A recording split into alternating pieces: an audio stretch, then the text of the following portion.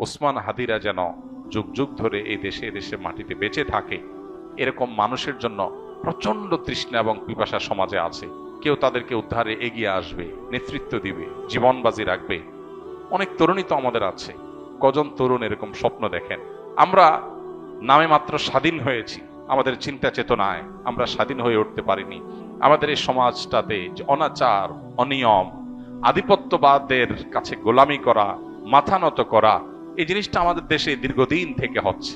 আমাদের এখানে এখনো কান পাতলে চতুর্দিকে প্রতিটা ওয়াল থেকে মাজলুম মানুষদের কান্নার আওয়াজ শুনতে পাই আমরা।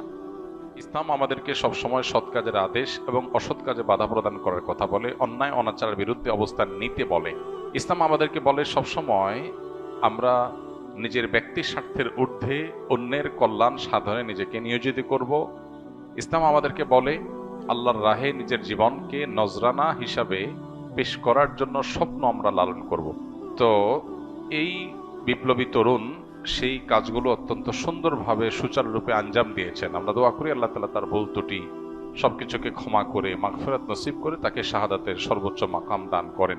একজন মুসলিম তরুণের জীবনের সার্থকতা কি, এটা এই তরুণ দারুণভাবে বুঝিয়ে দিয়ে গেছেন।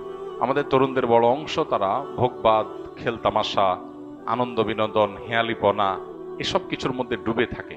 পশ্চিমারা আমাদের ধার, আমাদের স্পিরিট, আমাদের গতি, আমাদের পাওয়ার, আমাদের ইমানের শক্তি, এগুলো সবগুলোকে তারা ভোঁতা করে দেওয়ার পরিকল্পনা হাতে নিয়েছে।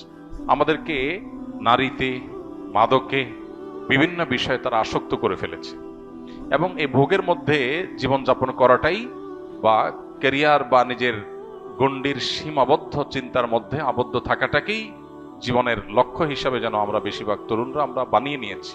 তো এই গণ্ডি ভাঙতে পারা, ভয়কে জয় করতে পারা, মৃত্যুকে ওয়েলকাম করতে পারা, মৃত্যুর জন্য অপেক্ষা করতে পারা, এটা ইমানদারের চরিত্র।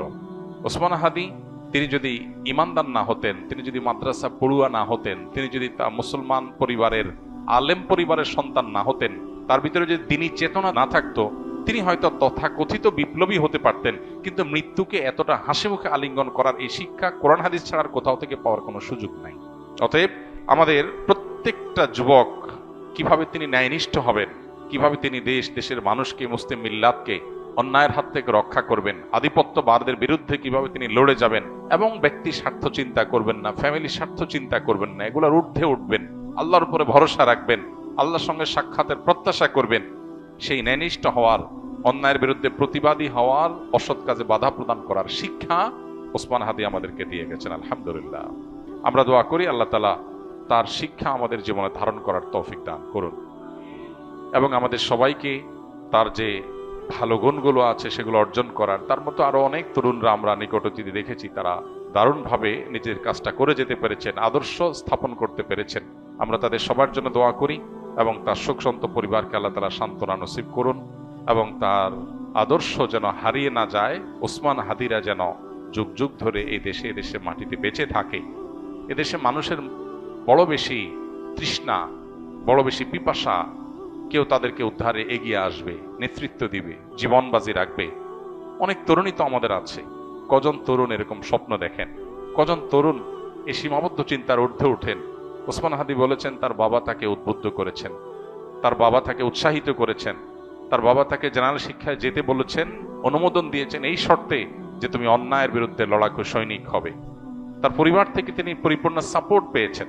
তো কয়টা পরিবার এরকম আছে, কয়টা মা বাবা এরকম আছে যে বাবা তুমি কেরিয়ার গড়ে অনেক টাকা পয়সা কামাই করবা, অনেক বড় পদ চেয়ারে যাবা, আর আমরা ভোগবাদে ভিতরে থাকবো, আমরা সেগুলো ভোগ করব, ভাবসাব হবে, সামাজিক অবস্থান হবে, এগুলো আমাদের টার্গেট না। আমাদের টার্গেট তুমি মানুষ হও, ইমানদার হও, আল্লাহ ভীরু হও, আল্লাহ ছাড়া কাউকে পরোয়াকারী হইও না, সমাজটাকে পরিবর্তনের জন্য চেষ্টাটা করো। ইমানদারের সার্থকতা হলো সমাজ পরিবর্তন করার চেষ্টা যদি সে করে, চেষ্টা করতে না পারলেও আল্লাহর কাছে সব পরিপূর্ণভাবে পেয়ে যাবে। নবী করিম সাল্লাল্লাহু আলাইহি ওয়াসাল্লামের একটা হাদিস রয়েছে, কোন ব্যক্তি যদি শাহাদাতের আকাঙ্ক্ষা লালন করে, শাহাদাতের তামান্না লালন করে, কিন্তু তার মৃত্যু যদি হয় বিছানায় স্বাভাবিক মৃত্যু, শহীদ যদি সে হতে নাও পারে, আল্লাহর কাছে শাহাদাতের মর্যাদা সে পেয়ে যাবে। অতএব স্বপ্নটা ইমানদারের বড় হতে হবে, চিন্তাটা পরিবর্তিত হতে হবে, চেতনাটা শানিত হতে হবে, পবিত্র হতে হবে, চিন্তাটা উন্নত হতে হবে। নিচু চিন্তা, সীমাবদ্ধ চিন্তা, ভোগবাদের চিন্তা, মোজমাস্তির চিন্তা, শুধুমাত্র হাসি তামাশার চিন্তা, এটা মুসলমানের চিন্তা হতে পারে না। মুসলমান আব্দুল ইবনে ওমরের, বেলালের, আম্মারের, সোহাইবের, ওমর রাদিয়াল্লাহু তাআলা আনহুর, আব্দুল ইবনে আব্বাস রাদিয়াল্লাহু তাআলা আনহুর, খালিদ ইবনে ওয়ালিদ রাদিয়াল্লাহু তাআলা আনহুর, মুসআব ইবনে ওমর রাদিয়াল্লাহু তাআলা আনহুর আদর্শের সন্তান। তারা জীবন বাজি রেখেছেন, সব উৎসর্গ করে দিয়েছেন। আর ভোগ বিলাস এগুলো তো অন্য 10টা ছেলেও করতে পারে, আত্মত্যাগ সবাই করতে পারে না। সামান্য ক্যারিয়ারের চিন্তা নিয়ে আবদ্ধ হয়ে থাকা, সীমাবদ্ধ চিন্তার মধ্যে আবদ্ধ থাকা, এটা তো পৃথিবীর সব যুবক তরুণী করে। আমি ব্যতিক্রম, আমি ইউনিক, আমি ভিন্নতর, আমি মুসলিম, আমি অন্যরকম, এই বিষয়টা সবাই পারে না। এটার জন্য দরকার কোরআন এবং হাদিসের ইন্সপিরেশন, এটার জন্য দরকার কোরআন হাদিসের শিক্ষা, এটার জন্য দরকার হলো পারিবারিকভাবে সাহায্য, তাদের সহযোগিতা, তাদের সমর্থন। আল্লাহ তাআলা আমাদের তরুণদেরকে সবকিছু হাসিল করার তৌফিক দান করুন।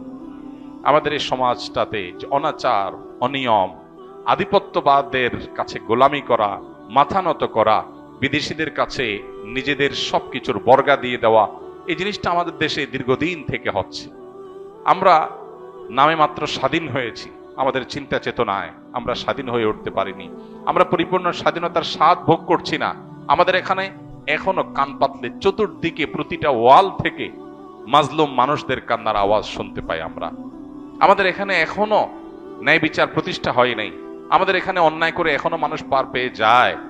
এগুলো থেকে উদ্ধার করে একটা সুন্দর সমাজ বিনির্মাণ হবে, অন্যায়ের বিরুদ্ধে মাথা ছাড়া দিয়ে মাথা উঁচু করে কথা বলবে, এরকম মানুষের জন্য প্রচন্ড তৃষ্ণা এবং পিপাসা সমাজে আছে। দরকার কিছু তরুণের, দরকার কিছু যুবকের। আল্লাহ তাআলা শরীফ উসমান হাদির মতো কিছু যুবক আমাদেরকে তৈরি করে দিন। তার যে সাহসিকতা, মৃত্যুকে উপেক্ষা করার, মৃত্যুর ভয়কে জয় করার, ভয় পাওয়ার যে সংস্কৃতি আমাদের দেশে আছে, বাবা ভয় পায়, মা ভয় পায়, স্বামী স্ত্রী ভয় পায়, নিজে ভয় পায়, সবাই ভয় পায়, ক্যারিয়ারের ভয়, ব্যবসা নষ্ট হয়ে যাওয়ার ভয়, চাকুরির ভয়, এই ভয়কে জয় করার জন্য কলিজা লাগে।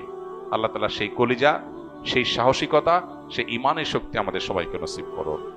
এবং আবারও দোয়া করি আল্লাহ তাআলা এই বিপ্লবীকে, এই তরুণকে তার ভুল ত্রুটিগুলোকে মাফ করে কিয়ামতের ময়দানে শহীদদের কাতারে সর্বোচ্চ সম্মানের সাথে তাকে শামিল হওয়ার তৌফিক দান করুন।